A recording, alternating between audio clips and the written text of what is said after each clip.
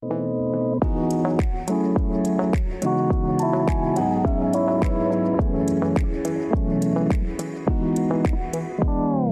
welcome to Therabites, where we bring you bite-sized episodes, each one a piece of the puzzle that helps to explain the therapy world, the research behind it all, and how it relates to families.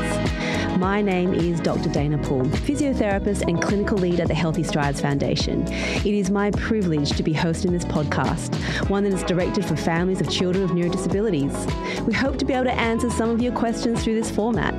To help us navigate our way through these big questions, we have the lovely, the one and only Kate co-hosting this podcast. Welcome, Kate. Thank you so much, Dayna. It's so great to be a part of this again. I am so cool. Very excited to hear what you have to tell us for your Did You Know today. You seem quite excited about it. I do. Well, this is a little bit random. It's still a fact, but I feel like in the last few weeks I've been talking to people a lot about this lately. Okay. I don't know why it's been coming up, and maybe it's because I've been at dinners and people are serving food. Like I eat anything and everything, except for octopus. Okay. I cannot eat octopus, and I used to. Like I've been to Spain, and they have their octopus. They're really well known for it. But unfortunately, a few years ago, I watched this amazing yet terrible documentary on Netflix called My Octopus Teacher. Oh my gosh, yes. Yeah, and the octopus is so intelligent. This man builds this incredible bond with his octopus. It's so smart. He sees it every day. And when you actually look it up, they have 9 brains. Oh my gosh. So how can we eat them? I agree. So we just can't. No. So I don't. Now I'm not going to either. I'm like, okay, I need to not watch anything else because I do love my food. And what happens if I start, eliminating one after the other? So at the moment, it's just octopus I don't eat because they're so intelligent. But I really, do I encourage people to watch it? Like, I think it's a wonderful documentary. It's amazing, yeah. It is, isn't it? Yeah. And it's so smart. But they've got 9 brains. So I think as a general rule of thumb, if an animal has more brains than you, do not eat it. You don't deserve to eat it. I really like that. It's definitely superior to us with its 9 brains. I agree. Right. So, no more octopus for me. It's a random fact. I know no one needed to know that, but that's what I found that really interesting. I like it. Okay, cool. All right. So next time you go out and octopus is on the menu, think twice. And find an alternative. If you go to a dinner, it's an alternate drop and you get octopus, swap it with someone else who doesn't know about the story. Like, don't do it. I love that. Don't do it. They're too smart. They'll probably save us one day. They probably will after seeing that documentary. Yeah, they will. Yeah. So anyway, moving on from that, but go forth and not eat octopus anymore, everyone. Love that. Well, on a totally different subject, Dayna. There's nothing to connect this. There is no connection, I don't believe, anyway, that there is. I'll try to find one. All right, give it a go. Now, this probably ties in a little bit with what we talked about last week. Mm-hmm. We were talking about daycare and the benefits of daycare. Yeah. And one thing that we didn't touch on in that conversation is another thing that is brought up regularly again, and that's to do with therapists and the therapists visiting daycare and visiting school. Yes. And I know, again, it's something we're navigating. We've just started school this year and trying to work out what that perfect balance looks like. Yes. And so I know for me, definitely, I would love to hear, and I know there are certainly some other families I've spoken with this week that would also love to hear what your idea of best practice looks like for therapy visits to daycare and school for our children. Yeah, I love this question. I have a very strong opinion about it. I thought you might. Yeah, very, very clear for me. So to be really clear about the purpose of daycare and the purpose of school, we spoke about daycare last week, and it's all about that socialization. Like, it's still learning. It's learning in that play-based environment, and it's so important for children. When you think about school, school is for education and learning and being amongst peers and going through that process together. They're both really powerful tools for helping a person to develop to be the best version of themselves. Yes. Now, therapy, look, I'm a therapist. Obviously, I love therapy, but I don't believe there's value in replacing those really crucial moments in daycare and in school with therapy. Okay. So the role of therapists in that context is still really important. So the role of therapists in that context is to support the people who are providing care all through the day for these children, to then be upskilled to support the individual aspect for that child. So that child may need to navigate the environment in a particular way. They might need to, a great way to challenge them is to do this in the playground. A great way to enhance communication is to use these devices. So the therapist's role in that context is to upskill, educate, empower the people that are there around that child.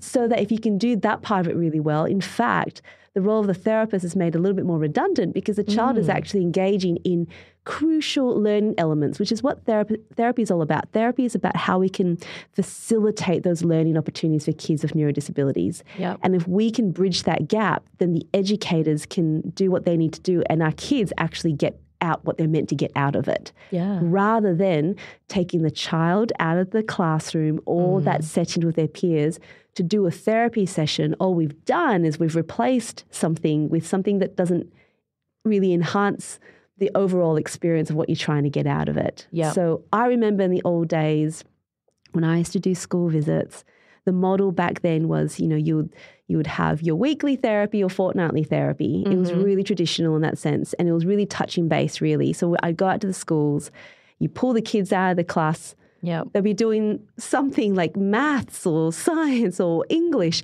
and we take them out to do a therapy session, and you bring them back. And this poor kid then goes back to that classroom going, what did I miss out on? I've just done something different. Now I need to catch up on that. So we've got to be really thoughtful about how we place therapy and the purpose and the role.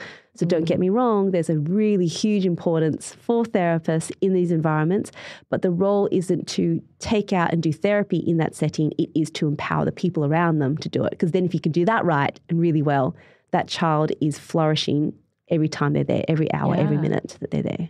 That's so good to hear that. Is it? It is, yeah. That's sort of where we've landed with therapy with school at least. And I think we're very lucky in that the principal has the same ideas. So when we spoke with the principal about enrolling our child, he made it very clear that therapists are very welcome on campus. However, that the priority is that the children stay with their peers in their class. And that it's more of a support role for the education assistants, for the teachers, even for the peers. So it may even be that they, help facilitate something with the teacher, just to better explain things maybe or something like that. So that's definitely where we've landed with that. Really, and our therapists are all on board.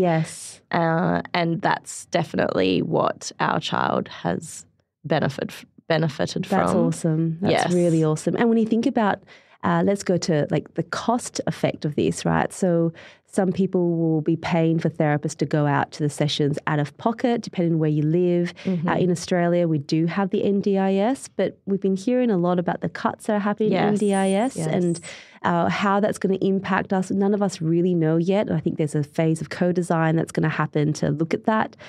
But regardless, we know that the expenditure for NDIS is really huge and the government's trying to keep it under control. So no matter what, there's going to be some sort of cut.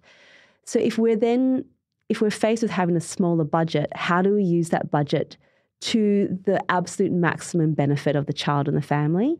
And so having just weekly therapy ongoing and have it happen at school, I would say is not the greatest use of funding. Use that therapist time, invest into, the new school year or at the end of the school year to prepare the next school teacher, like what that might look like.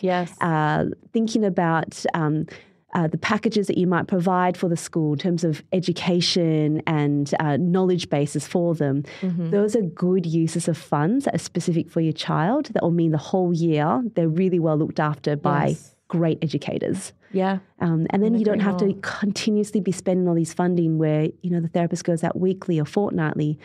The wait list so long, you can't sometimes get the therapist for that. That's one thing. Secondly is you're not going to have enough budget for that. So we have to be thinking about this really really smart, and we know that new skills aren't gained from weekly therapy anyway. We know that that's advice and support. So you do need a level of intensity. School provides that intensity, as well as more focused, programmed, intensive blocks that might happen too. So just thinking about how you use your resources. Yes. You kind of have to do it. Yes, and I almost like having something to do after school, because we're at that point now where our little man, when he's good, he's got all this energy still after school, and we're like, oh, okay, what are we going to do? And in winter especially, it's nice to then go and do, once a month or an intensive or whatever it looks like, have something on. And we've certainly found benefit in doing little intensive blocks on school holidays as well, because I'm sure other children are similar to my child, where he likes having routine. He likes knowing what's happening. So when school isn't happening, he gets quite disturbed. And so then being able to have an interval block where we're doing a particular, so again, it might be something that they've learned through school that, okay, we need to focus on this particular thing. Then we can utilise school holidays to do that.